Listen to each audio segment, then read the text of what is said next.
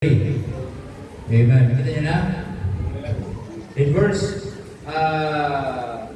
13, Philippians chapter 3, verse 13. Okay, Philippians chapter 3, verse 13. Ang sabi ng Bible diyan, ni Apostle Paul, Brethren, I count not myself to have apprehended, but this one thing I do, forgetting those things which are behind and reaching forth unto those things which are before, and I press toward the mark of the prize of the high calling of God in Christ Jesus. Let me pray. Panginoon, salamat po na marami ngayong umaga. Salamat po sa mga testimonies.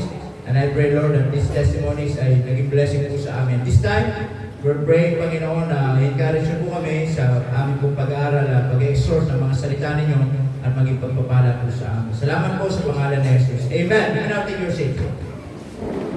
Okay. So ito po ay nasa nila po ng ating pong taong 2024. Amen? And I thank God. And we thank God. Katulad po ng mga testimonies kanina, hindi po lahat ay pagpapala. Hindi po lahat na napakinggan natin ay magaganda. Hindi po lahat na napakinggan natin ay masasaya. Hindi po lahat na napakinggan natin ay mga bagay na pabor sa atin. Amen? And most of the time, and mas marami pa yung napakinggan natin may mga problema. Mas marami yung napakinggan natin may mga pinagdaanan. May mga health issues. Meron financial issues. Meron emotional issues. Different. Magkakaiba. Pero ang sabi ng Bible, in everything, give thanks. Amen? Sa lahat ng bagay, maging magpapasalamat pa rin. Because idudugsong natin dyan yung verse ng Romans chapter 8 ng verse 28, di ba? Bakit? Ano sabi doon? All things work together for good. Kasi alam natin, ang Diyos hindi siya nagbibigay ng mga bagay na wala sa plano. Kasi alam natin, ang Diyos hindi po siya nagbibigay ng mga bagay sa atin na hindi tayo matututo. Amen? Kasi ang Diyos hindi siya magbibigay ng mga bagay sa atin na ikapapahamak natin. Minsan, if we are just negative thinking, yun yung iisipin natin ang sama ng Diyos. Hindi mabuti ang Diyos. But if we are positive thinkers, sasabihin natin, kahit hindi maganda itong nangyari sa akin, may magandang plano pa rin ang Panginoon. Amen. Sabi diyan, in everything, give thanks. Amen? That's why this 2024, I believe, in spite of our experiences na napagdaanan natin, ang Diyos ay tapat pa din. Amen ba ba din? Ang Diyos ay tapat.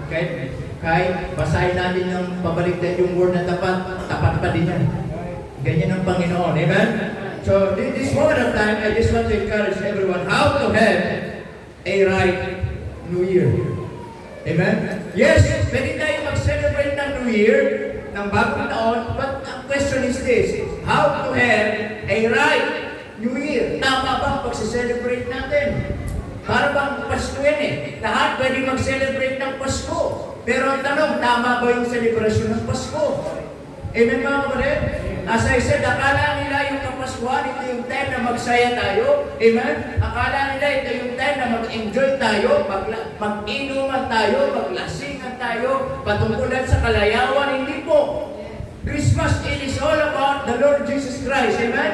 Na inaalala natin na hindi lang po siya pinanganak sa sabsaban, kundi pinanganak siya with a purpose. And that purpose, that someday, mamamatay po siya sa krus para tubusin ang ating mga kasalanan. What is the point? Kung pinanganak siya na hindi naman mamatay. Tama? What is the point? Pinanganak siya sa sabsaban, hindi naman siya mamamatay sa ating mga kasalanan. Still, wala pa rin magbabayad ng ating kasalanan kasi ang kailangan magbayad ng ating kasalanan ay mamatay po sa krus ng Kalbaryo. Amen mga kapatid? Ang kabayaran ng kasalanan ay kamatayan. Kailangan may mamatay. Kaya salamat, ang Pasko ay naalala natin, hindi lang siya namatay, kundi hindi lang siya naipanganak, kundi namatay, nalibing, amen? Nag-stay dito mga kapatid ng 40 days and 40 nights, bumalik po doon sa langit after po niyang mabuhay. And then nangyari, inaantay natin na babalik siya. Tama? Katulad din po ng bagong taon, lahat pwede pong mag-celebrate ng bagong taon. Pero ang tanong, tama ba ang pag-celebrate ng bagong taon? Ngayon, bagong taon, ang daming tao ngayon ang uso yung New Year's resolution. Tama mo ba? Oh, ano mga New Year's resolution ng mga banda? Mamaya, huwag kayong matutulog sa New Year, ha?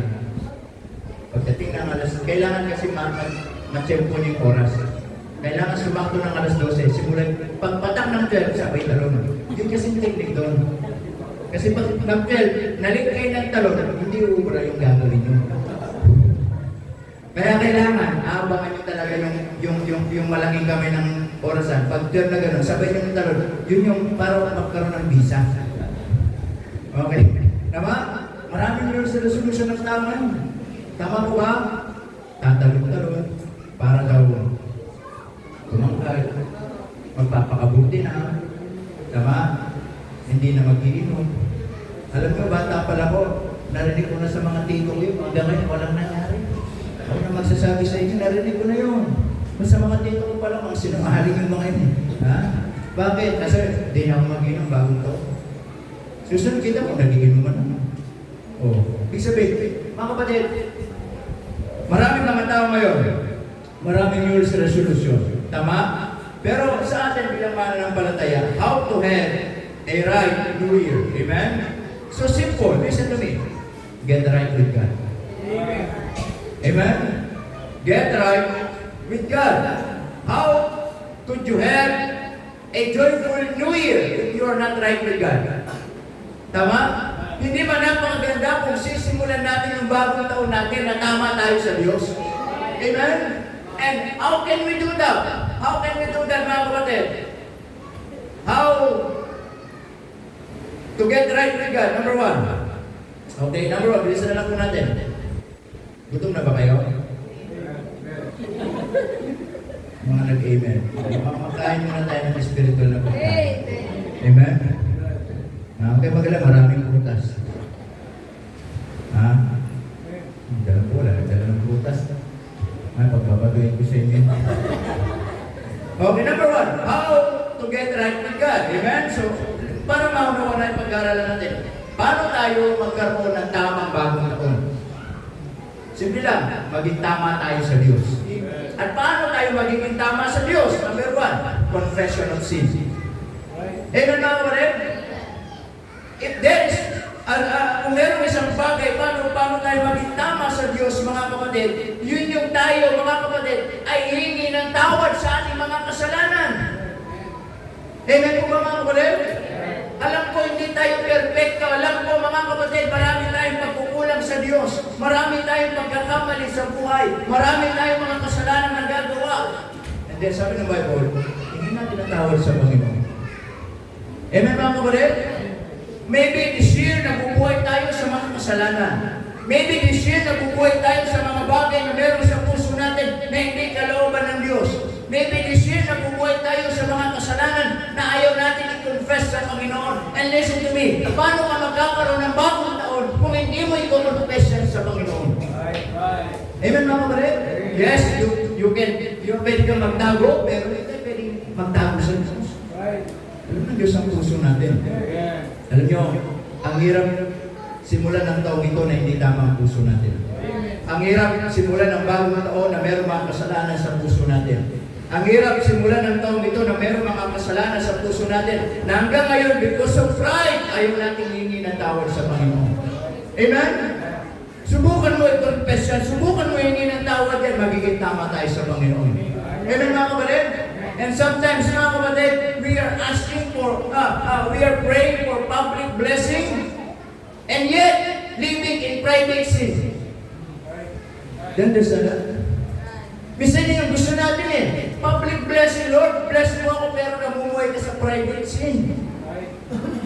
Amen po ba, mga kapatid? Kaya kung gusto natin maging tama ang bagong taon natin, itama natin ang buhay natin sa Diyos. Number one, i-confess mo yung kasalanan mo sa Panginoon. Amen, mga kapatid? Because isa pong bagay minsan sa buhay ng mga mananampalataya, nagiging miserable ang buhay natin kasi minsan meron mga kasalanan, ayaw natin hihingi ng tawad. Amen, mga kapatid? And sometimes, yun yung nagiging reason. Kaya minsan, because of pride, pinapatigas natin yung puso natin. At marami tayong nakakaitay, makapakinig tayo ng mga preaching, mga pangangaral. Minsan, ang pinaka-nakakatakot sa buhay ng Kristyano, yung salita ng Diyos, hindi na umi-effective sa iyo.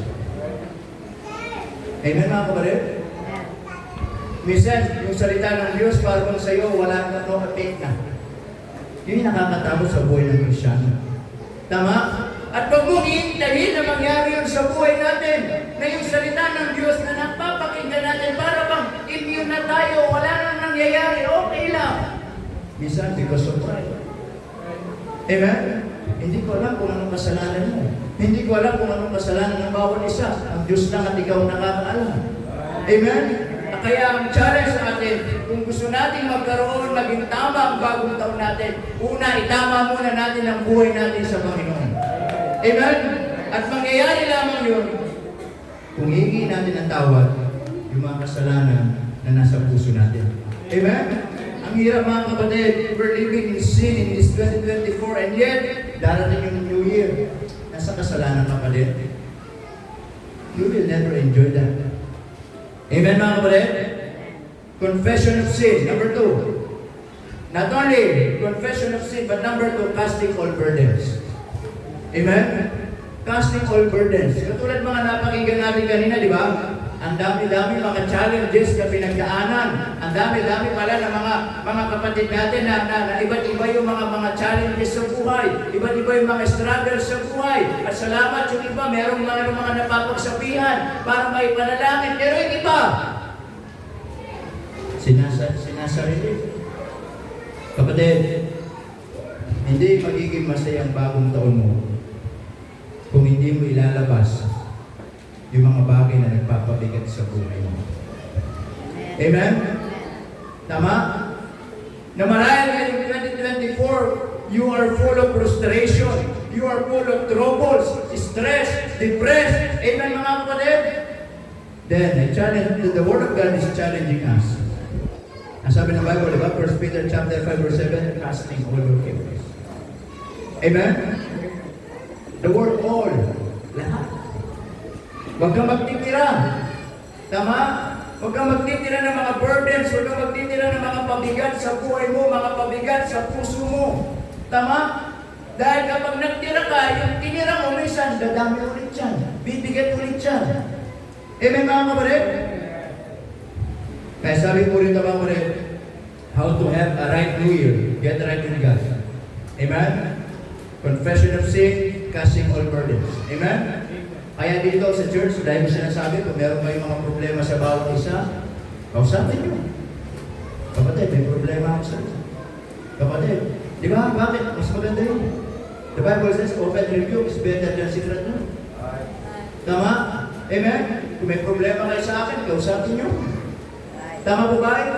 The point is this, ang hirap maglingkod, ang hirap harapin ang bagong taon na meron tayong samaan ng loob. Amen? Tama po ba? Kaya sabi ng Bible, alisin nyo lahat ng mga bagay na yan. Iwan nyo na yan ngayong taon na to. Kaya sabi ng Apostol Pablo, mga kapatid, forgetting those things which are behind. Huwag nyo nang dadalhin. Kalimutan nyo na. Huwag nyo nang isasama sa 2025. Because 2025 is another journey.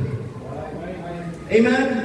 Na yung mga napagdaanan mo ngayong 2024, mga kapatid, maging lesson sa'yo, maging aral sa'yo, maging matibay ka so that harapin mo yung 2025, malakas ka.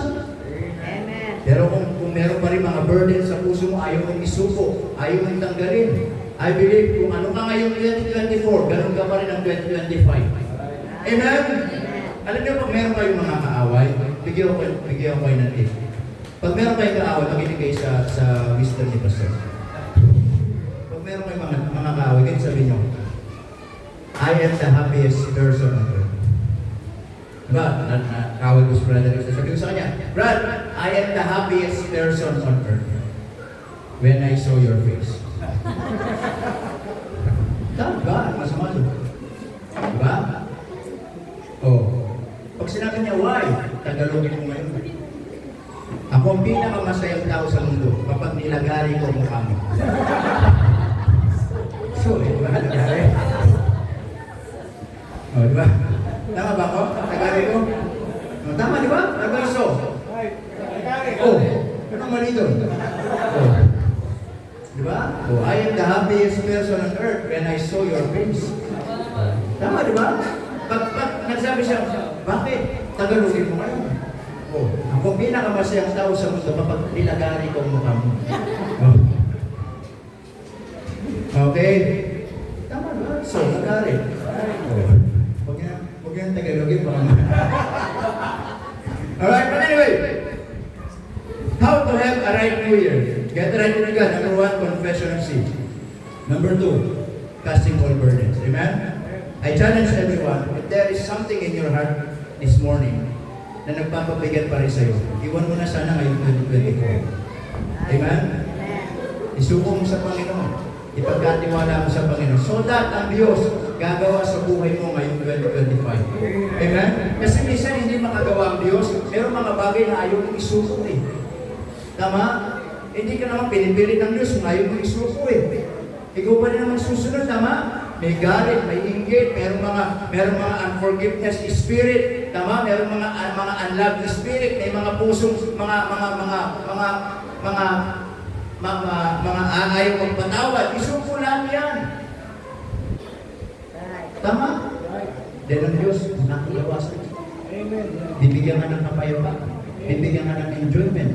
Amen mga kawalan, bibigyan ka ng contentment. Tama po ba? Kaya minsan, ngayon 2025, makikita mo minsan, because of pride, because of mga unconfessed sin, because of mga burdens na ayaw natin isuko, kaya minsan lagi, naikukumpara natin ang buhay natin sa iba. Tama? Sila mag-New Year, ang saya kami hindi. Tama? Sila mag-New Year, kumpletong pamilya kami hindi. Kaya ako nga, bata pa lang ko, never ako nag-New Year, kumpletong pamilya lang. Amen mga kabaret? Kung katulad mga nabago kanina, ako nakasanayan ko lang. Pag New Year, laro-laro lang sa kalsada, gawa kami ng boga. Kasi sa taga-tarlaw ako, gawa kami ng boga. Minsan bibili kami mga 5 star, ano? Pero minsan bumibili kami, pag yung malapit na talaga mag-alas 12, kasi yun, pag sa presyo na yun, hindi na mabibenta yung mga yun. Kaya doon, bibili kami, tapos yung Cinturón Yudas. O, di ba? Cinturón Yudas yun, tapos doon namin papuputokin sa bahay ng kaaway namin. Talaga pag, kita mo, usok lahat yun. Hindi po, amen? Pero, the point is, minsan, na-compare natin yung pamilya natin, yung buhay natin. Amen mga kulit? Kaya minsan subukan nyo, malinis yung puso nyo. Kaya hindi nyo kompleto yung pamilya nyo, mga masaya New Year. Tama? Kahit wala kayong Buena Noche, masaya New Year. Kahit wala kayong handa, masaya yung bakit? Kasi mali, tama yung puso nyo. Amen mga kabaret? So get right with God. Confession of sin, casting all your burdens. Amen? Number 3 and last. Mga kabaret, how to have a right New Year? So simple. You must have a committed life. Amen? Committed life. Marahil, katulad mga lambayot yan, di ba? Sabi ni Brother Darby. Diba? Pag sinabi ni Pastor, di ba? Ako na naman yun. Bay, wala akong binabanggit ang pangalan, ha? Kung tingin mo ikaw yun. That is the work of the Holy Spirit. Tama? Wala akong binabanggit ang pangalan. Pagdating sa pangangalan na it must be general. Tama mga kabaret? But the point is this, paano tayo magkaroon ng tamang New Year? You must have a committed life. Amen? Maybe this 2024, naging unfaithful ka. Sana ngayong 2025, maging faithful. Amen? Amen? Mga young people, di ba? May mga nag-testimony. This year, naging on and off. Because of yung pag-aaral, busy sa school. Tama? Busy sa ganito, busy sa ganito. Ba't din yung tingnan yung mga ibang nag-testimony? Tama? Sister so, Sister Bersa. Nag-aaral habang nagtatrabaho pero hindi na mapabayaran yung ministry. Nakikita nyo mga kabaret? Amen po ba? Amen. Oh, tama? Yung iba, may resources, hindi makapagsimba. Ba't yung iba, nakakapaglakad para makapagsimba? Amen. Did you get my point? Pag gusto, may paraan. Pag ayaw, maraming dahilan. Tama po ba? Kaya sana ngayong taong ito, young people, if you are unfaithful, if you are on and off this year, ipanalangin nyo itong 2025 na kahit maging gaano kayo mag-busy sa school, tulungan kayo ng Panginoon, magampanan nyo pa rin yung ministry nyo sa church. Maging matapat pa rin kayo sa Panginoon. Amen mga kapatid? Ganon din sa bawat isa po sa atin. Gamitin tayo ng Panginoon. Amen? Kung wala tayong panahon ng 2024, sana ng 2025, bigyan tayo ng Diyos ng panahon. Maging matapat sa Kanya. Amen? Makapag-church, makapaglingkod, makapag-prayer meeting, makapag-involve.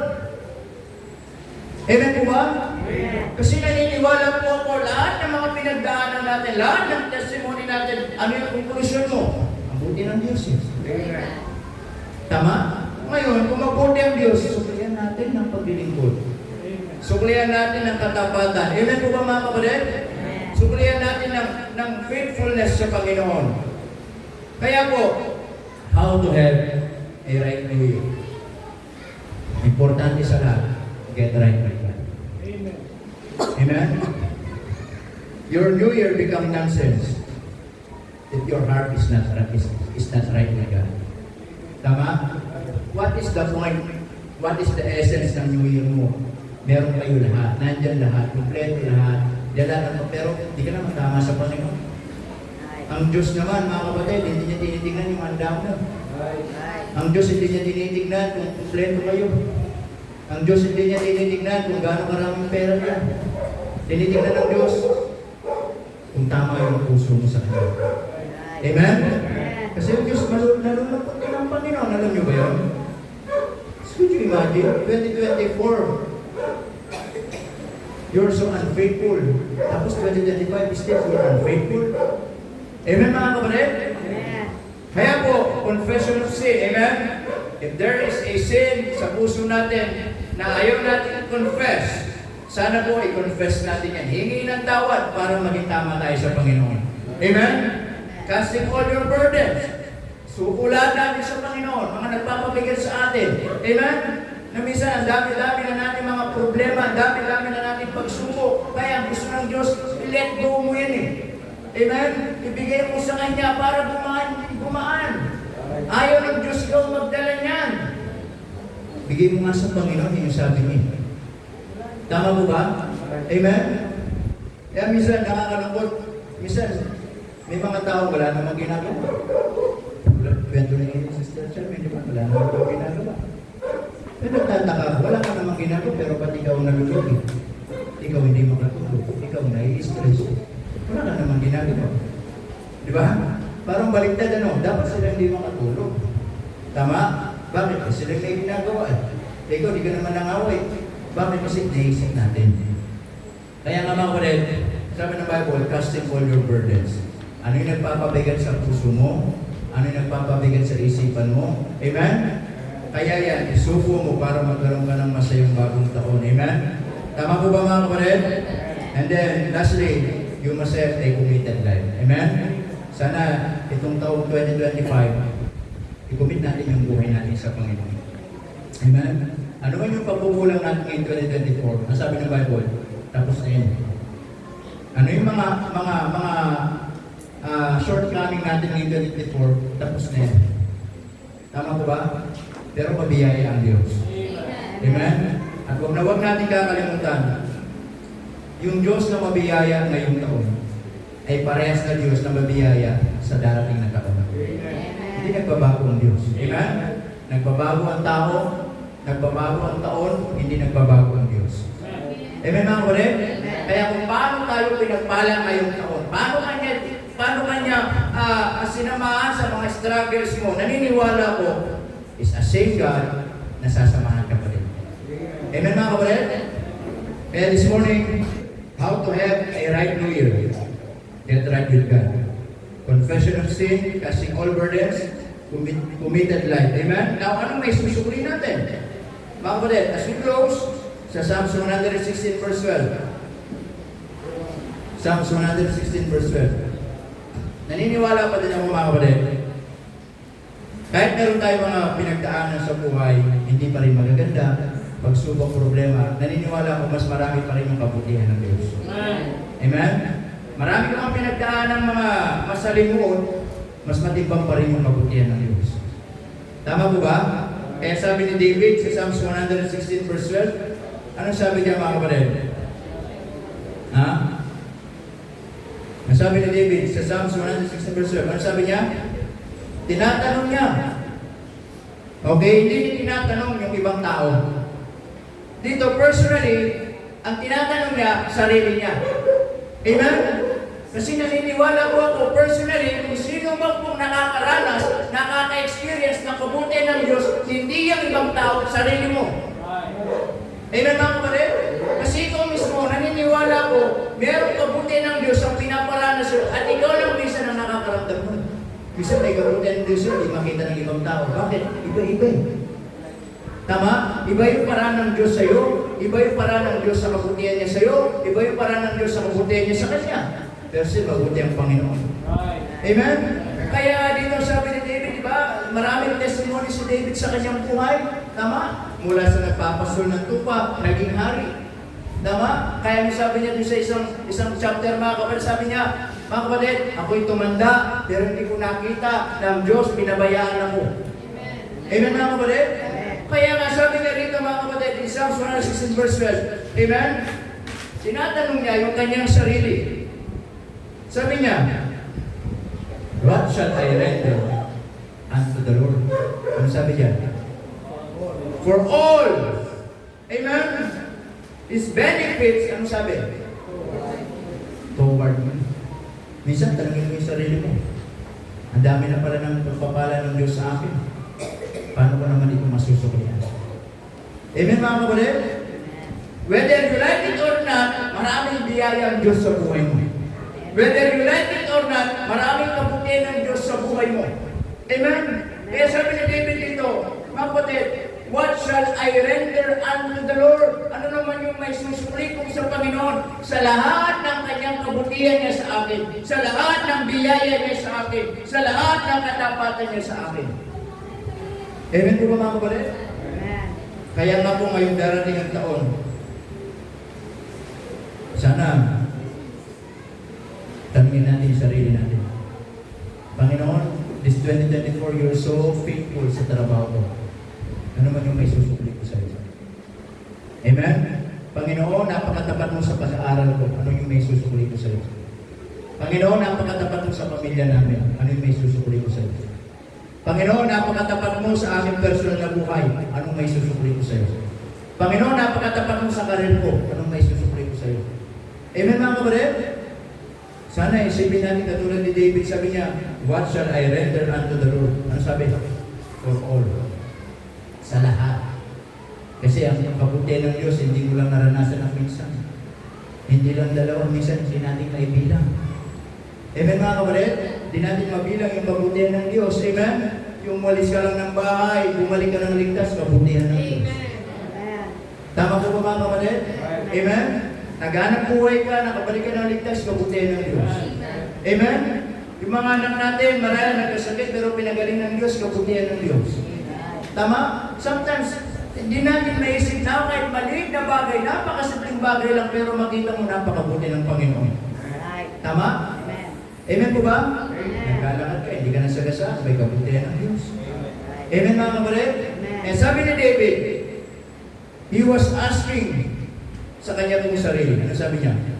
What shall I render unto the Lord for all His benefits? Ano sabi niya? Toward me. Kausap niya yung sarili niya. Ano yung sabi ni David? Mga kapatid? Ha? Ano sabi niya sa verse 13? Ano yung sabi niya? I will take the cup of salvation and call upon the name of the Lord. I will pay my vows unto the Lord. Now in the presence of all what? His people. Amen mga kapatid? Yung sagot ni David. Tama? Sabi niya, pasasalamatan mo ng Diyos sa kaligtasan niya sa akin. Amen? Ano sabi niya? In verse 14, susuklian ko, sabi niya, yung mga pangako ng Panginoon, sabi niya, ngayon, sa presensya ng mga tao. Amen po ba mga kapatid? Kaya po, paalala lang po sa atin ngayong umaga, how to have a right living. Kasi hindi lahat na nagse-celebrate, tama yung pag-celebration nila. Tama po ba? Tayo, gusto natin mag-celebrate, itama natin yung buhay natin sa Panginoon. Paano mangyayari yun? Hingi natin ang tawad kung may kasalanan tayo. Pangalawa, isuko natin yung mga bagay na nagpapabigat sa atin. Amen? Pangatlo, muli natin i-commit yung buhay natin sa Panginoon. Kung naging unfaithful tayo, maging faithful tayo. Amen? Ang Diyos naman mabiyaya mga kapatid. Amen? Ang Diyos naman ay mabiyaya sa buhay natin araw-araw. Kaya sabi ni David, Panginoon, ano man yung may susukuli ko sa iyo, sa lahat ng kabutihan mo sa buhay. Amen? Kasi naniniwala po mga kapatid, pag pinag-usapan yung kabutihan ng Diyos, it is so limitless. Bago lang pa yung papel. Isulat natin isa-isa. Amen? Ikaw, may naisulat ka na ba? Kung ano yung pangako mo sa Panginoon. Amen? Meron ka na bang naisulat kung ano may susukli natin sa Panginoon. Amen mga kapatid? Sana ngayong umaga, hindi paalala lang. Mag-New Year tayo ng tama ang buhay natin sa Panginoon. Amen? Walang pabigat sa puso, walang kasalanan, at muli natin kukumit yung buhay natin sa Panginoon. Dahil pong lahat ay tumayo, at tayo po'y manalangin. Pray. Lahat tayo, Panginoon, salamat po ng marami muli once again for reminding us this morning. And most of all, we thank you, Lord, for the reminders sa mga testimony ng bawat isa. Tunay nga, Panginoon, na ito yung mga pagpapala po sa amin. Na kung saan maraming mga challenges sa buhay ng mga kapatid. Pero salamat na alampasan po nila.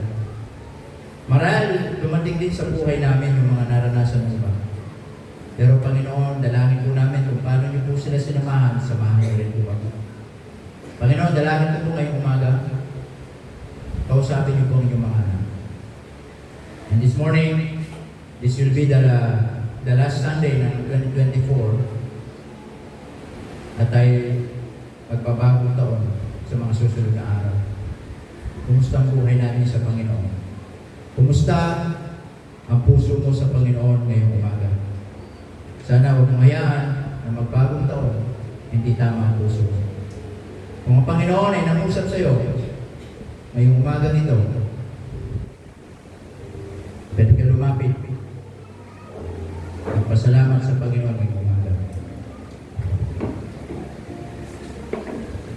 Ano man yung pasasalamat mo sa Panginoon, lapit mo sa Panginoon ngayong umaga.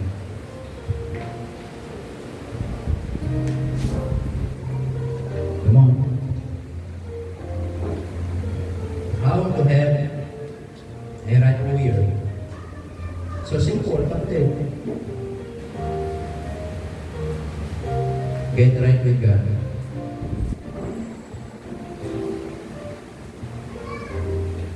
Get right with God.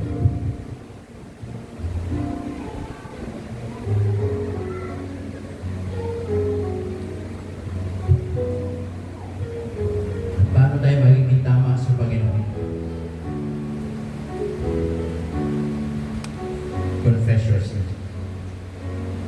Hindi ko alam kung ang mga kasalanan sa puso natin. Pero ang Diyos, alam niya ang kasalanan mo. At ayaw ng Diyos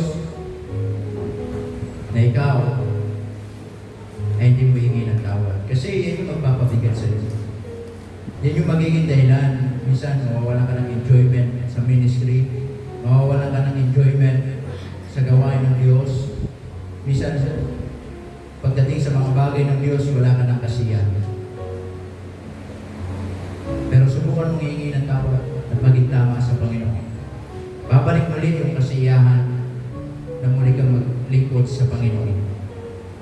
Casting all burdens. Alisin niyo yung mga nagpapabigat sa puso niyo. Huwag niyo hayaan, darating yung New Year, ang sama pa rin ang loob mo. Darating ang New Year, ayaw pa rin magpatawad. Darating ang New Year, galit ka pa din. Paano magiging masaya ang New Year mo? Kung ikaw ay mananampalataya, isuko mo sa Panginoon. Panginoon, alam niyo po yung mga burden sa buhay ko. Alam niyo po yung mga pabigat sa puso ko. Alisin niyo po ito. Upang sa ganun ako'y haharap sa 2025 na panibagong journey na masaya po ako. And also, once again, Commit your life. Commit your life. Maybe, naging unfaithful ka this year, maging faithful ka next year. Maybe, wala kang time this year para sa Panginoon. Magkaroon ka ng time next year para sa Panginoon. Marahil, hindi ka nag-involve this year, mag-involve ka next year. It's all about faithfulness. Because God is always faithful to you. Kahit ka nagkukulang ka, kahit ka nagkakamali ka, kahit ka marami ka mga bagay na nagagawa na hindi ka looban ng Diyos, alam niyo, napakatapat pa rin ng Diyos sa iyo. He's always giving us many chances upang muling magsimula ng tama sa Kanya. Like David, sabi ng Panginoon, sabi niya sa kanya sarili, what shall I render unto the Lord for all His benefits toward me? Naisip mo na ba yun sa sarili mo? Na Panginoon, ano naman yung may susulit sa iyo sa kabila ng katapatan mo sa buhay ko? Marami na akong napakinabangan sa iyo, Panginoon. Marami na akong utang sa iyo, Panginoon. Sana this time, masuklihan ko po kahit pa ba. At tunay nga po, hindi natin may tatanggi ang katapatan ng Panginoon. Dakilang Diyos, salamat po na marami sa iyo mga anak. And we thank you, Lord, for the Word of God that you shared to us this morning and reminding us for us to have a right new year. Help us na maging tama po sa iyo. Pagpalain niyo po ang inyong mga anak. Pagpalain niyo po bawat isa sa pangalan ng Jesus. Amen at amen. You may now take your seat. Okay.